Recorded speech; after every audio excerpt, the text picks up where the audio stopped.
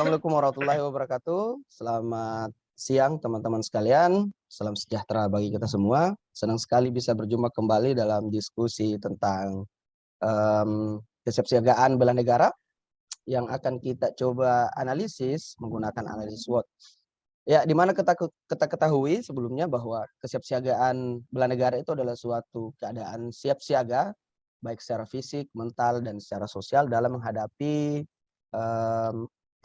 perubahan relasi sosial yang beragam. Lalu kemudian analisis SWOT yang akan coba kita gunakan dalam melihat kesiapsiagaan bela negara itu adalah sebuah strategi untuk menganalisis penyelesaian masalah yang dapat kita gunakan dalam kehidupan sehari-hari. Ya, sederhananya seperti itu, teman-teman.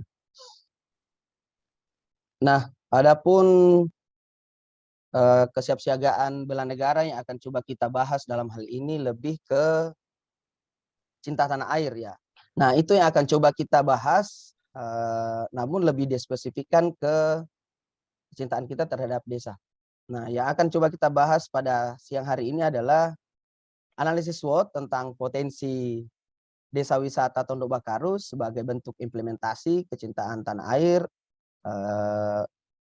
kesiapsiagaan bela negara. Baik teman-teman sekalian, sebelum kita lanjut lebih jauh, mungkin masing-masing dari kita perkenalan dulu. Siapa yang memulai, yang ingin memulai perkenalannya? Mohon izin. Ya, silakan. Baik, silakan. Perkenalkan, nama saya Muhammad Hardiman, peserta Latsar CPNS tahun 2022, gelombang kelima angkatan 15, kelompok 2, instansi Dinas Pertanian Kabupaten Mamasa. Terima kasih. Oke, terima kasih Saudara Hardiman. Selanjutnya. Ya, terima kasih. Saya akan memperkenalkan diri. Ya. Nama saya Nurmayanti, peserta Latsar CPNS, gelombang 5 angkatan 15, Dinas Pertanian Kabupaten Mamasa. Terima kasih. Ya, sama-sama. Silakan Ibu Indra. Perkenalkan, nama saya Indra Anggraini Putri, peserta Latsar dari instansi Mamasa, kelompok 2, gelombang 5, angkatan ke-15. Terima kasih. Oke, sama-sama. Silahkan yang terakhir Bapak Supriyandi. Terima kasih. Assalamualaikum warahmatullahi wabarakatuh. Waalaikumsalam warahmatullahi wabarakatuh. Saya memperkenalkan diri. Nama saya Supriyandi. Saya peserta Latsar CPNS tahun 2022, lingkup pemerintah Kabupaten Mamasa, gelombang 5, angkatan 15, dari kelompok 2. Terima kasih. Ya. Oke, terima kasih kembali Saudara Supriyandi. Ya. Ya, tanpa panjang lebar lagi, kita akan mulai diskusinya. Namun sebelum itu saya akan menyampaikan beberapa hal terkait materi tentang kesiapsiagaan bela negara yang kita akan coba lihat nilainya atau implementasinya dari nilai cinta tanah air. Baik, sesuai dengan yang saya sampaikan di awal bahwa yang akan kita bahas pada siang hari ini adalah Desa Tondok Bakaru. Nah, sebagaimana Desa Tondok Bakaru ini adalah salah satu desa yang terdapat di Kecamatan Mamasa, Kabupaten Mamasa, Provinsi Sulawesi Barat, yang terletak di bawah kaki Gunung Mambuliling dan merupakan salah satu gunung tertinggi di Sulawesi Barat. Ya, itu pengantar singkatnya teman-teman. Nah, di Desa Tondok Bakaru ini, dia adalah salah satu desa yang diprioritaskan oleh Kabupaten Mamasa untuk menjadi desa wisata unggulan Kabupaten Mamasa. Jadi kalau kita berbicara tentang kecintaan kita terhadap tanah air, sudah sangat pantas kita mengangkat salah satu potensi Kabupaten Mamasa, dalam hal ini ya Tondok Bakaru sebagai salah satu destinasi wisata unggulan Kabupaten Mamasa. Seperti itu teman-teman sekalian. Nah, seperti yang di awal tadi saya sampaikan bahwa kita akan coba melihat apa sih potensi Desa Tondok Bakaru ketika misalnya kita menggunakan metode analisis SWOT dalam melihat Tondok Bakaru ini seperti apa. Oke, mungkin ada yang ingin disampaikan dulu mengenai Tondok Bakaru, teman-teman. Ya, terima kasih Pak. Oke. Pak Samsudin. Sedikit saya tambahkan, Desa Tondobakaru memang sebagai objek unggulan yang ada di Kabupaten Mamasa sangat berpotensi menjadi destinasi wisata nasional maupun mancanegara. Karena melihat dari kekotannya atau di Desa Tondobakaru itu letak geografisnya adalah pegunungan. Jadi sangat cocok untuk dibudidayakan berbagai macam anggrek. Oh, oke. Ya. Iya. Dan itu bisa menjadi nilai tambah bagi petani karena anggrek itu adalah salah satu tanaman yang bernilai ekonomis yang tinggi. Terima kasih. Oke. Oh ya, jadi di Tondobakaru itu ya, di sana ada banyak tanaman anggrek yang tumbuh ya? Itu sengaja dibudidayakan atau memang sejak awal sudah ada di sana? Misalnya dia kayak jadi anggrek endemik seperti itu?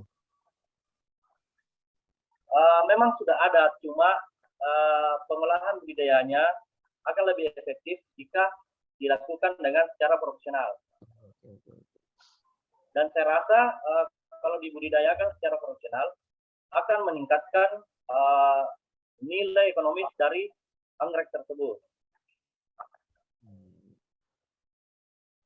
Oke. Teman-teman yang lain ada yang ingin disampaikan mungkin tentang Tondobakaru? Kalau misalnya kita lihat dia dari potensi dia sebagai desa wisata menggunakan metode analisis SWOT. Sedikit saya tambahkan. Iya, silahkan.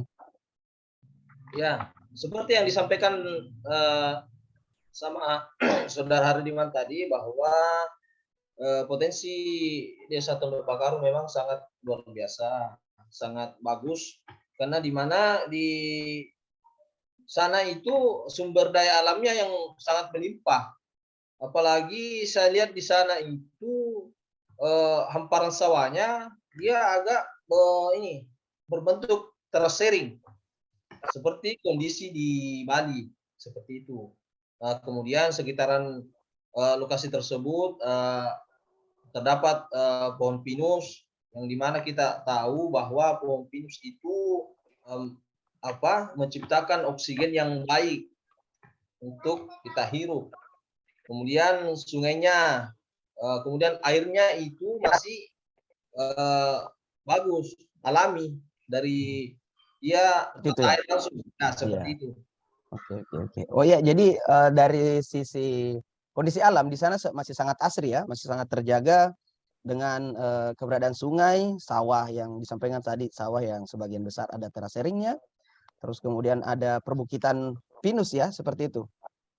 Ya. Oh iya, jadi ini desa kalau kita lihat dari sisi potensi ya memang sangat berpotensi karena ya seperti yang disampaikan tadi, mulai dari kita bicara soal sumber daya alamnya sudah sangat memiliki potensi yang besar, memiliki anggrek, kebun anggrek, memiliki sawah, memiliki sungai, terus di sisi lain memiliki perbukitan hutan pinus. Iya, sangat-sangat berpotensi. Oke, ada tambahan lagi? Ibu Indra mungkin atau Ibu Nurmayanti? Ya, terima kasih. Dari yang dipaparkan Saudara Pak Supriyadi dan Saudara Muhammad Hardiman, di antara kekuatannya itu pasti ada kelemahan di Desa Tondobakaru. Di sini saya melihat kelemahannya itu di sana manajemen sumber daya manusianya yaitu belum maksimal. Salah satunya belum ada guide lokal dan promosi dan publikasinya pun belum dilakukan secara terorganisir. Belum memiliki website secara profesional. Dan juga di sana masih mengandalkan retribusi atau cuma tiket masuk saja. Oke. Saya rasa ya, benar sekali yang disampaikan. Hal ini juga perlu kita lihat lebih jeli ya teman-teman, karena kalau misalnya kita berbicara potensi, otomatis kita juga harus melihat sisi kelemahan dari Desa Tondobakaru misalnya sebagai sebuah destinasi desa wisata. Ya. Oke, jadi di sana masih ini ya, pengelolaannya belum dilakukan secara profesional ya, secara maksimal ya. Guide-nya belum ada, mungkin guide-nya sudah ada ya, tapi kita tidak tahu apakah guide-nya sudah dilatih secara profesional atau belum. pengelolaan website juga belum ada Ibu ya. Oke. Ibu Indra Anggraini, ada yang ingin ditambahkan terkait Tondok Bakaru sebagai destinasi desa wisata? Baik, terima kasih atas kesempatannya dari yang dipaparkan tadi dari Pak Supriyandi, Pak Hardiman, dan Ibu Nurmayanti mengenai kekuatan dan kelemahan. Di sini Desa Tondok Bakaru juga memiliki ancaman yang mungkin saja masuk ke Desa Tondok Bakaru. Salah satu di antaranya yaitu pengaruh budaya asing, baik secara langsung maupun tidak langsung, yang kita lihat dari tamu mancanegara yang masuk tidak langsung terhadap budaya lokal yang ada di tempat itu. Kemudian yang kedua, bisa jadi terdapat konflik internal antara pengelola dengan pengurus dari objek wisata tersebut.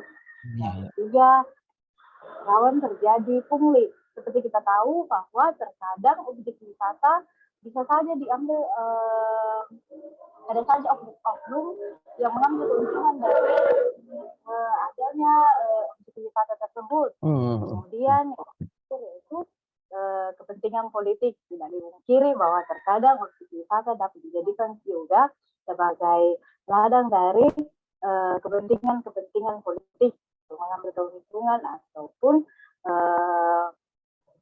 seperti mengambil keuntungan untuk memanfaatkan lokasi tersebut. Iya. Wah, ya. Terima kasih Ibu Indra Anggraini atas penyampaian potensi ancaman ya dari Desa Tondok Bakaru sebagai destinasi wisata. Benar sekali ya. Ada beberapa hal yang perlu kita garis bawahi kalau kita berbicara soal potensi desa. Yang pertama juga kita harus lihat sisi ancamannya.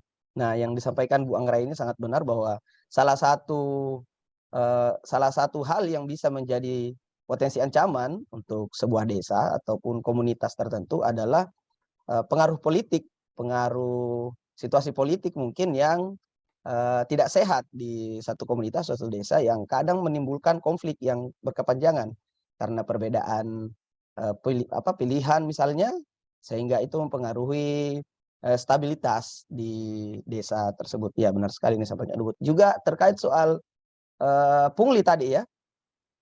Ya, benar sekali di banyak tempat di destinasi wisata ataupun di objek wisata yang juga pernah saya kunjungi, itu masih saja ada oknum-oknum seperti yang Ibu Anggraini sampaikan. Ada saja oknum-oknum yang mencari keuntungan dengan adanya potensi wisata ataupun dengan adanya objek wisata yang ada di satu wilayah. Benar sekali yang disampaikan oleh Ibu, dan itu sangat-sangat berpeluang untuk menjadi ancaman. Belum lagi kalau misalnya kita berbicara soal potensi ancaman yang mungkin terjadi dari konflik kepentingan misalnya dengan pengelola, pengurus, masyarakat yang menjadi pengelola, dan mungkin juga melalui pemerintah, ya kita itu tidak tertutup kemungkinan bisa menjadi sebuah potensi ancaman untuk objek wisata yang ada di Tondok Bakaru. Ya, ada lagi yang ingin disampaikan teman-teman terkait analisis SWOT tentang Desa Tondok Bakaru sebagai destinasi wisata? Ya, ya silahkan.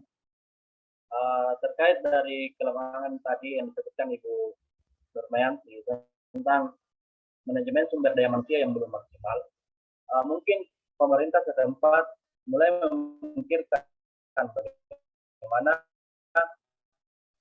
mengatasi masalah tersebut, misalnya melakukan atau membina atau melakukan pelatihan tentang kepariwisataan agar manajemen sumber daya manusia yang ada di Tondok Bakaru itu dapat mengelola Desa Tondok Bakaru sebagai destinasi wisata secara profesional. Mungkin itu yang bisa saya sampaikan Pak Samsudin. Iya. Betul sekali yang disampaikan oleh Pak Hardiman. Jadi untuk istilahnya memperkecil potensi-potensi ancaman misalnya untuk Desa Tondok Bakaru, pemerintah di sini harus turut andil ya. Turut andil dalam menentukan kebijakan, ya seperti apa kira-kira Tondok Bakaru ke depannya. Ya, benar sekali yang disampaikan oleh Saudara Hardiman. Oh iya, bisa jadi Tondok Bakaru, bukan bisa jadi ya, tapi sudah pasti Tondok Bakaru ini juga bisa menjadi salah satu sumber PAD ya untuk Desa Mamasa. Kalau misalnya kita melihat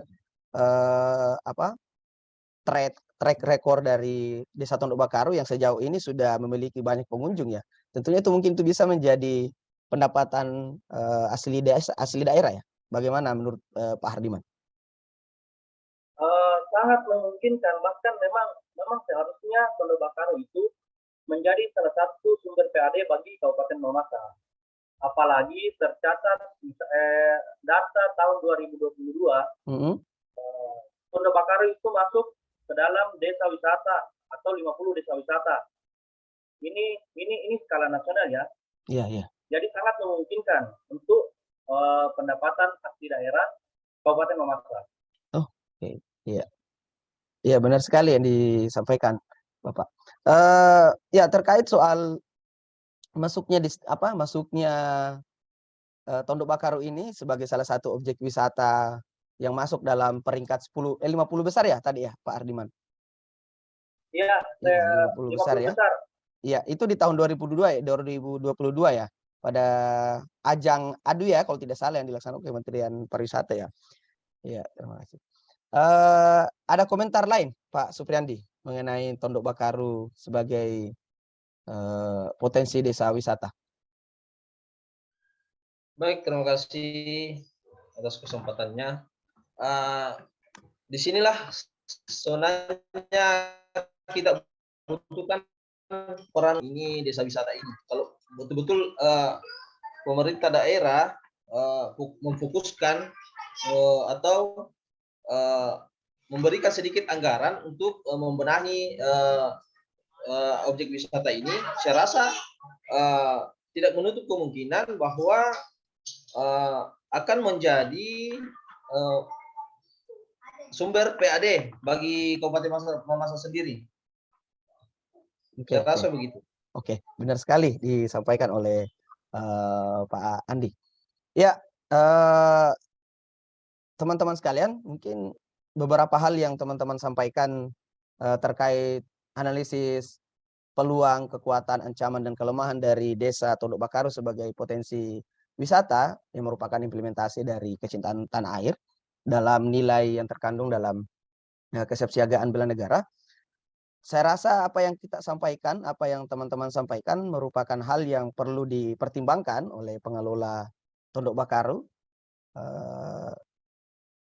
ke depannya agar Tondok Bakaru sebagai salah satu objek wisata yang masuk sebagai objek wisata unggulan di Provinsi Sulawesi Barat pada umumnya atau di Kabupaten Mamasa pada khususnya bisa berjalan atau bisa berkembang lebih baik ke depannya. Mungkin seperti itu teman-teman sekalian. Sebelum saya akhiri sesi diskusi kita pada siang hari ini, sesi diskusi yang sangat singkat, mungkin ada yang ingin disampaikan terakhir sebagai closing statement mungkin? Oke, kalau tidak ada closing statement-nya mungkin saya akan coba menutup sendiri sesi diskusi kita pada hari ini. Jadi sepengetahuan saya soal Tondok Bakaru, selain dia menjadi objek wisata ya, unggulan Sulawesi Barat atau Kabupaten Mamasa ya, Kabupaten Mamasa Sulawesi Barat, salah satu keunggulan yang dimiliki oleh Tondok Bakaru sebagai objek wisata, sepertinya dia menerapkan atau dia mengambil perannya sebagai sebuah desa wisata dengan menerapkan sistem ekologi. Atau kalau kita kenal dalam dunia pariwisata disebut sebagai ekowisata, di mana ekowisata itu adalah pemanfaatan ekosistem yang ada tanpa merubah bentuk aslinya, tetap menjaga keasliannya untuk dijadikan sebagai objek wisata.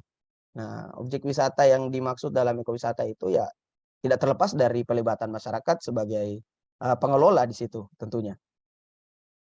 Oke, kalau sudah tidak ada tambahan teman-teman sekalian, saya akan akhiri sesi diskusi kita pada sore hari ini. Terima kasih atas perhatiannya, saya ucapkan. Salam sehat bagi kita semua, semoga laksar kali ini bisa berjalan lancar ke depan. Terima kasih banyak. Assalamualaikum warahmatullahi wabarakatuh. Waalaikumsalam warahmatullahi wabarakatuh.